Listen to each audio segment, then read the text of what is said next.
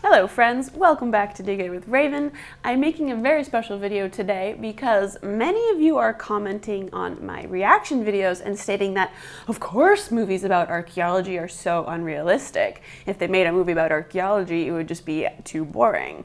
And my response to those comments is always, honey, you don't know how archaeologists play. Never have I lived so much excitement and drama than while on an archaeological excavation in a far-off land with nothing but good food, good times, and the promise of discovery. Now you tell me that that's not summer blockbuster worthy.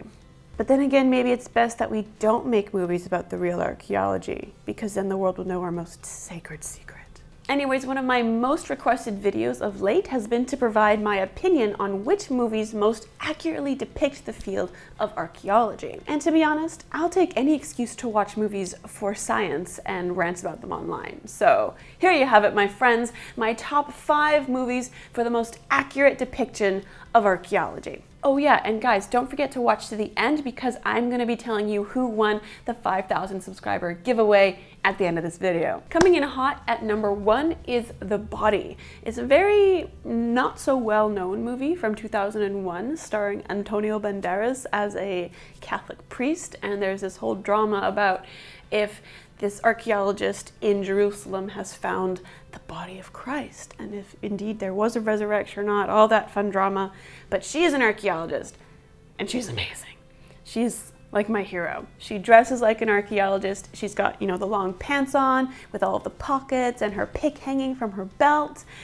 To be honest, this is probably where I got most of my archaeology fashion inspo from. And then, when she finds something, she gets her little tape measure out while she articulates the find in the dirt with a brush. And there's a guy right behind her documenting the evidence. Like, she even bags the find and tells the guy to log it. And all of this only happens within the first 2 minutes. There could have been more lighting brought in for a proper survey and actual, seeing inside of this cave. But either way, color me impressed. I honestly just love her character so much. She denies amateurs from coming into the dig and trampling through it because they'll break something. I can't have amateurs trampling through the dig, you'll break something. And the way she talks about thermoluminescence dating, Lord, give me strength to cheer for whoever wrote this script as loud as I possibly can. Right here is where we found the Pilatus coin. The coin. It's a very convenient way of dating a tomb, right? Yes, but not the only one. So you said something about other sources of dating besides the coin. Yes, we may find seeds in the clay wall, and we can compare the style of the oil lamp with other contemporary examples. But the jar is kiln-fired, so we can use it for thermoluminescent dating.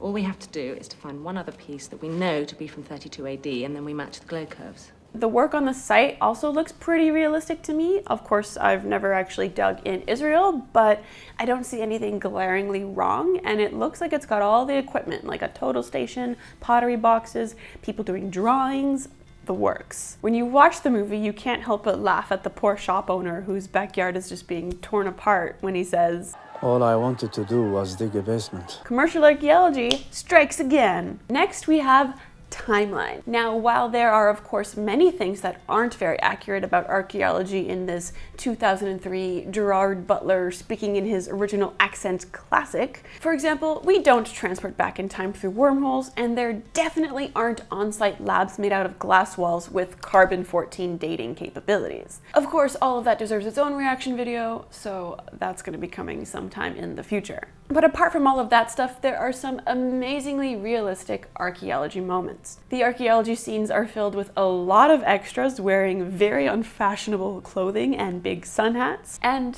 yeah, that's pretty accurate because archaeology is no fashion show. You get so dirty that you literally wear the ugliest thrift store clothes that you got so you don't ruin anything that you actually like. Second, at the beginning of the movie, Kate turns down Paul Walker's character because of archaeology. If it's between archaeology and you'll lose. How realistic is that, my friends? Archaeologists can have the worst time in dating unless it's with other archaeologists. We're away a lot of the time, we become obsessed with very obscure things. It's a hard lifestyle for people who aren't archaeologists to understand. I'm not saying it doesn't happen though. There are many archaeologists slash non-archaeologist couples out there, and I am one of them. Then, this is my favorite part of the movie. There's this Gerard Butler speech right here. Because I'm intrigued. Right? See, That's what you wanted to hear, huh? Yeah, absolutely. And it's true. I mean, we're all intrigued by this. That's why we're all here. I mean, look, it's not just about the rocks and the rubble.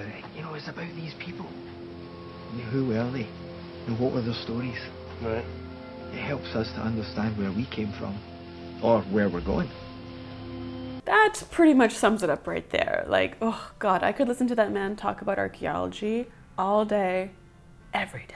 So that's Timeline for you right there. If you haven't watched it, go watch it. There's also a book written by Michael Crichton, and you know, he made Jurassic Park, so you gotta love it. Coming in at number 3 is The Lost City of Zed, or Lost City of Z, depending on where you hail from. So I first fell in love with the story of Percy Fawcett and the Lost City of Zed when I read the book. So I was super excited for this movie to come out, and then extremely disappointed with the outcome. But regardless of my hopes and dreams being dashed, there are some aspects of the field that do hearken to the trials and tribulations of archaeological fieldwork. Percy Fawcett's team does extensive survey and mapping work all throughout the jungle while lugging all of this heavy equipment with them everywhere they go. Of course, thanks to technology, our suitcases have become much lighter and methods have become more precise, but that notion of just trekking through uncharted territory and that promise of adventure mixed with the uncertainty of what you'll find, that's really something that all archaeologists feel when you're beginning a new research project. Then of course, there's just how everyone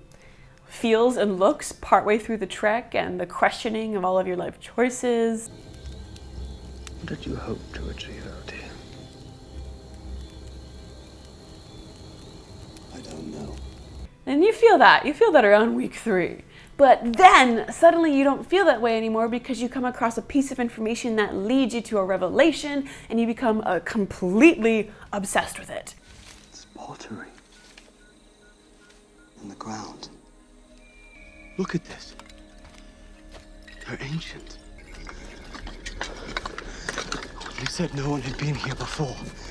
I think you meant no white man was to Coston. There must have been dwellings here. And that's what happened to Percy Fawcett, and that is what happens a lot with archaeologists. All right, number 4, Call Me By Your Name. Like, I could go on and on about how beautiful a film and book Call Me By Your Name is.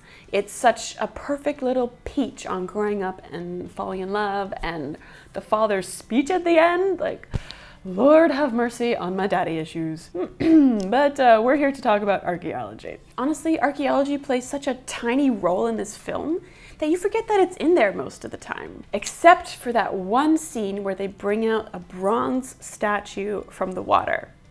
First, they've got their survey equipment set up and ready to take a point, which is excellent form, excellent, good job. But honestly,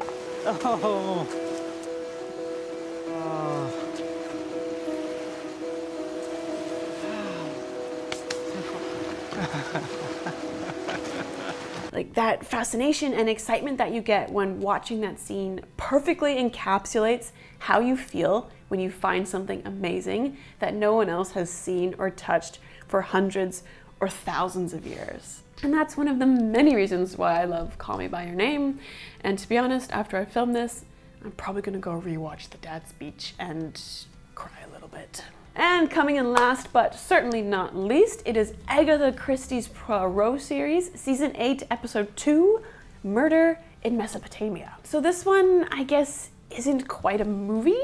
It's an episode in the Agatha Christie's Poirot TV series. I'm just gonna count it. Especially because as I was watching it, I was literally yelling, "Yes, Queen!" like every 10 minutes for its depiction of archaeologists and archaeological excavation. This film has everything. An archaeologist articulating bones with a brush for proper documentation before taking them out of the ground for further study. It's got object drawing, it's got old school photography, it's got site drawing. Like, oh, let's not even get me started on that scene where they roll out the cylinder seal on plasticine to see what it looks like. We found another cylinder seal at last. I'm just doing the mould in the plasticine, and then we make a plaster cast, and he works from that. That's most ingenious. We do that. That's how we understand cylinder seals. Like, ah! I'm gonna go watch it again. I think the most exciting part for me was seeing the labels on the artifacts. Like, that really got me going. There will be no dissociation for these archaeological finds. No, not today. If you haven't read the book Murder in Mesopotamia, I highly, highly recommend it. I personally was not that shocked at the accuracy of which Agatha Christie kind of depicted Near Eastern archaeology during her lifetime, because she was married to a Near Eastern archaeologist named Max Mallowan. She actually wrote an amazing book called Come Tell Me How You Live, all about her adventures on archaeological sites with her husband. My favorite part of that book is the little poem she wrote at the beginning. But let's save that for another video. If you want to read any of those books, I've left links in the description down below for you guys. And actually, now that I think about it, Lost City of Zed, Call Me By Your Name, Murder in Mesopotamia, Timeline. Yep, okay, so 4 out of my 5 top movies of archaeology were books first. And that doesn't really surprise me. Well, whoops, there you have it. If you want to read any of those 4 books, I have all the links to those in my description down below. But there you have it, my top 5 most accurate movies that depict archaeology. Let me know in the comments if you agree or not, and let me know which movies make your top 5 list. If you liked that video, go ahead and smash that like button down below. Don't forget to subscribe to my channel so you don't miss out on any of the other videos that we're coming out with. Big thanks to all of my patrons over on Patreon. If you want to support the channel, if you like what I do and just want to help me out to create even more videos, go ahead and become a patron on Patreon. You get early access to all of the videos that I put out. You can get stickers, you get free stuff, and you can get your name right here on the screen as a supporter. Oh yes, and before we go, we have to announce the winner of my 5,000 subscriber giveaway. Yes, it was very exciting. I am filming this in advance because I am moving the week that this is coming out, but the winner is...